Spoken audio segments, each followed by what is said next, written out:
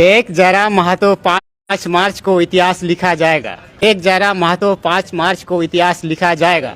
ऐसा मैं क्यों कह रहा हूं, ये जानने के लिए आप हमारे साथ कुछ मिनट तक बने रहना होगा, क्योंकि पिछले दिनों से आप सबने देखा होगा कुर्मी समुदाय को आदिवासी में सूचीबद्ध करने की तमाम जो रैलियां आप देख रहे हैं, तमाम जिस तरीके से आंदोलन कर रहे हैं, पिछले दिनों में भी रेल रोड ठेका आंदोलन चलाया था और इसके खिलाफ में राजधानी रांची मोराबादी मैदान में आदिवासी समन्वय समिति पूर्ण रूप से इसका विरोध कर रहे हैं।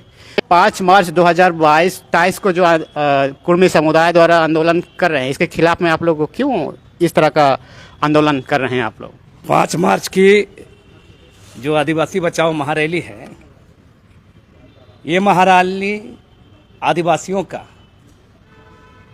आज पहचान, इतिहास, उसके हक अधिकार पर लगातार चोट हो रहा है। और अभी करंट में झारखंड की एक प्रमुख जाति कुर्मी महतो समुदाय के द्वारा आदिवासी बनने की मांग किया जा रहा है, उसके लिए लगातार ये लोग आंदोलन कर रहे हैं। उनके आंदोलन करने पर हमको ज़्यादा कुछ नहीं कहना है, लेकिन वो जो मांग कर रहे हैं, उनका ये मांग मूल आदिवासियों के, संथाल, मुंडा हो, खड़िया, लोहरा, भेदिया, जितने जो मूल आदिवासी हैं, उन मूल आदिवासियों के नौकरी, रोजगार, राजनीतिक प्रतिनिधित्व, हिस्सेदारी, उनकी ज़मीन, उनका इतिहास, उसका पहचान को छीनने की साजिश है। हम इसको इस ओर से देखते हैं और इसलिए हमारा विरोध है कि ये जाति अगर आदिवासी सूची में सूचीबद्ध हो जाएगा तो आने वाले समय में मूल आदिवासियों के संकट बहुत बड़ा खतरा आ जाएगा। हम इसलिए उसका विरोध कर रहे हैं। आज आप लोग का विशेष रूप से बैठक बुलाए हैं इस दुमकुड़िया में, किस आधार पर आप लोग का चर्चा होगी आज की तारीख में?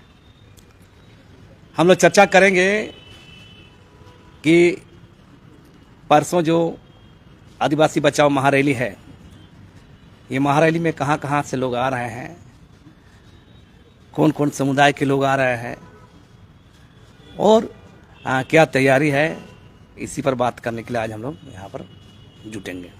5 मार्च को जो विशेष महारैली बुलाई है, कहाँ कहाँ के लोग इकट्ठा होंगे और कौन कौन से समुदाय इसमें भागीदारी लेंगे? झारखंड के तमाम जो आदिवासी समुदाय है, संथाल, मुंडा हो, खड़िया, लोहरा, बेदिया, भूमिज, इन तमाम लोगों को हम लोग आमंत्रित किए हैं। और चाहे कोल्हान हो, धनबाद हो, बोकारो हो, रांची शहर के लोग हों, रांची ग्रामीण हो और आस बोकारो, धनबाद से लेकर सारा लोग यहाँ पर उपस्थित होंगे। कुछ गेस्ट के मतलब बंगाल और उड़ीसा के लोग भी शामिल होंगे। विशेष करके देखते हैं ईसाई समुदाय, खास करके झारखंड में अगर हम देखेंगे तो आदिवासी बहुत कोई ईसाई समुदाय में भी शामिल है। क्या ये लोग भी 5 मार्च को आएंगे या फिर ये लोग को फिर रैली पे आने में कोई किसी तरह का दिक्कत होगी या फिर आएंगे या फिर नहीं आएंगे? हमारा रैली ही आदिवासी बचाओ रैली है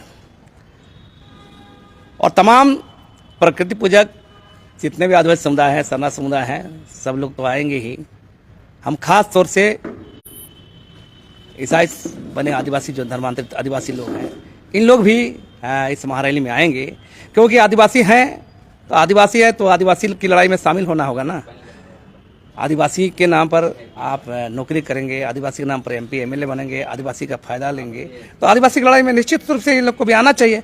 हमारा अनुरोध है, हमारा अपील है कि वो सारे लोग जो हैं वो ईसाई समुदाय के हों, चाहे वो छात्र हो, नौजवान हो, किसान हो, मजदूर हो, बुद्धिजीवी हो, सब लोगों को इसमें भागीदारी करना चाहिए और इस लड़ाई को आने वाले कल में बड़े स्तर पर ले जाने का हम लोग को आगे बढ़ना चाहिए। आदिवासी संगठन अगर हम देखते हैं तो बहुत तरह संगठन भी अलग अलग संगठन बैनर में देखने को मिलता है। क्या ये सारी संगठन इस 5 मार्च का जो आंदोलन होगी इसमें साथ देंगे या फिर नहीं देंगे? इसमें हम लोग अपील कर रहे हैं सब संगठनों से, तमाम शरणार्थ संगठन से, आदिवासी संगठनों से और आदिवासी समुदाय के सभी हिस्से को, सभी जाति, सभी धर्म समुदाय के लोगों से हम अपील कर रहे हैं कि इस महारैली में लोग पहुंचे। ऐसे भी कल परसों संडे का दिन है, छुट्टी का दिन है, रांची के आसपास शहर के लोग इसमें आए और अपनी ये जो ताकत को दिखाएं, क्योंकि आने वाले कल में एक बड़ी लड़ाई है कि आपके हिस्से की तमाम चीज़ों को लूटने के लोग आ रहे हैं, है ना। विभिन्न जातियां आज आदिवासी बनने के लिए आगे आ रही है और तमाम पॉलिटिकल पार्टियों को राजनीतिक रूप से बार्गेनिंग कर रही है। तो मेरा कहना है कि इसको रोकने की कोशिश होनी चाहिए और इस लड़ाई को आगे बढ़ाने के लिए आदिवासी आंदोलन को, आदिवासी सामाजिक मुद्दे पर इस लड़ाई को कैसे बड़े पैमाने पर हम लोग ले जाएं, ताकि जो भी सरकारें हों और जो भी मुख्य धारा की पार्टियां हों वो तमाम आदिवासी समुदाय से डरे और ऐसा कोई कदम नहीं उठाएं जो आदिवासी समुदाय को संकट में डालें। 5 मार्च की जो महारैली किस एजेंडा पर काम होगी उस दिन, क्या दिखाने का मतलब क्या रहेगा? हम लोग उस दिन दिखाने के लिए नहीं, हम लोग उस दिन लोगों को बुलाए हैं, अपने पैसे, अपनी गाड़ी, अपने वाहन, अपने खर्चे पर लोग रैली में आएंगे और जो भी लोग आएंगे तमाम समुदाय के लोग हों, चाहे वो किसी भी धर्म के हों, आदिवासी समुदाय, संथाल, मुंडा हो, कोरे, जितने भी आदिवासी समुदाय के लोग हैं, सब लोगों का अपील किया गया है, आह्वान किया गया है कि मोरहाबादी मैदान पहुंचे और उस दिन हम लोग संकल्प लेंगे कि आने वाले तमाम चुनाव में भी कोई भी राजनीतिक पार्टियां कुर्मी महतो को अगर आदिवासी सूची में शामिल करती है चुनावी राजनीतिक फायदे के लिए, तो उन तमाम पार्टियों को, जो भी पार्टियां इसमें सहयोग करेगी, उन तमाम पार्टियों को भी हम लोग आदिवासी समुदाय नहीं बख्शेगा और मोरहाबादी मैदान में संकल्प लेते हुए गांव गांव में उलगुलान होगा, गांव गांव में जन जागरण चलाया जाएगा।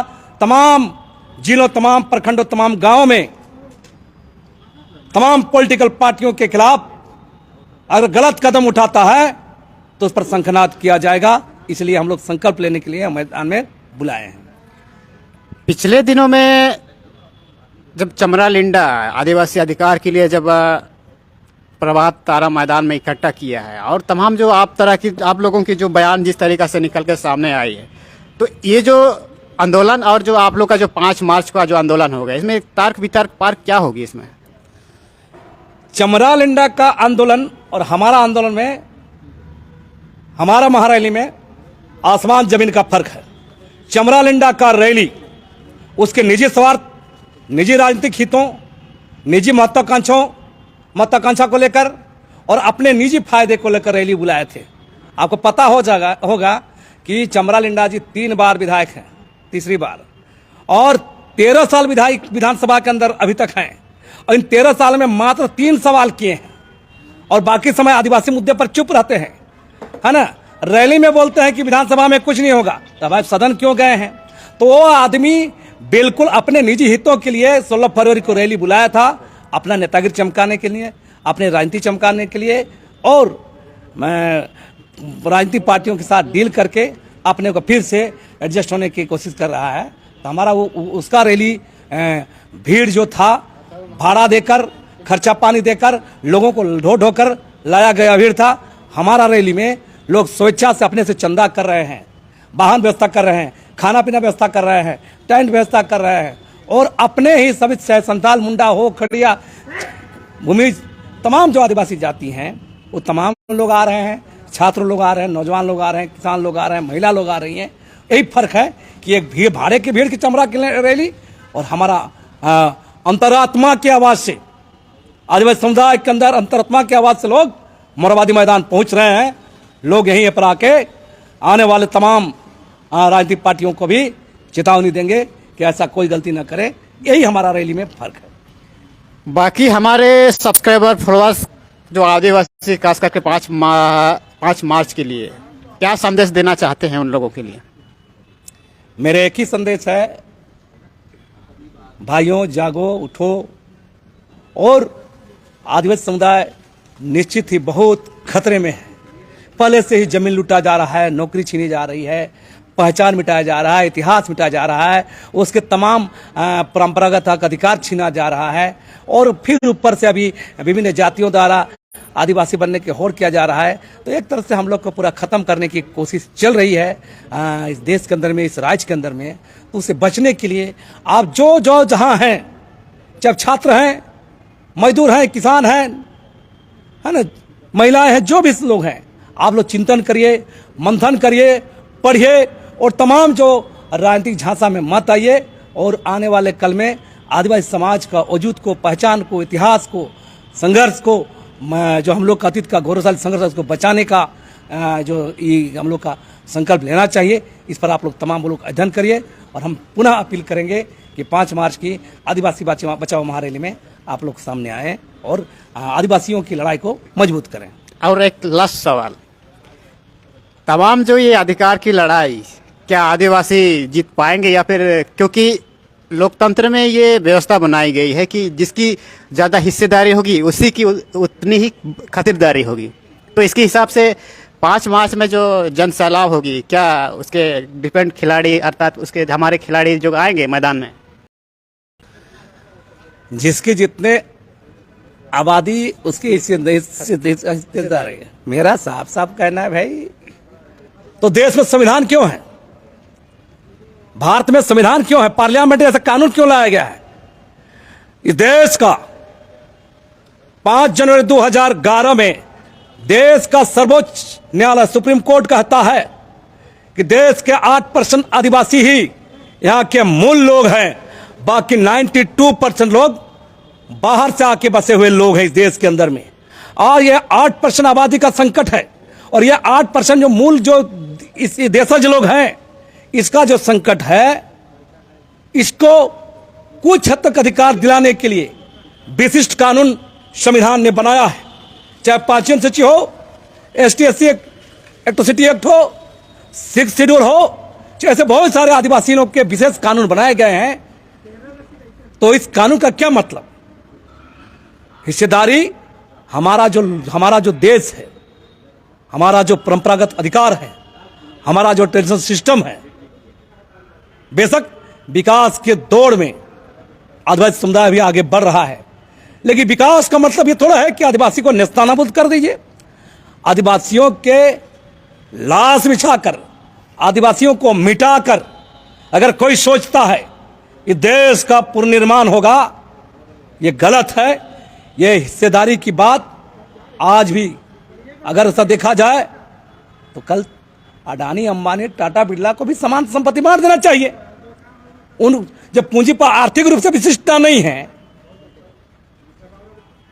तो हमारा संवैधानिक रूप से जो विशिष्टता है उसको खत्म करने का कोशिश होगा, उसका तो विरोध होगा और ये देश का आदिवासी इस पर विरोध करेंगे।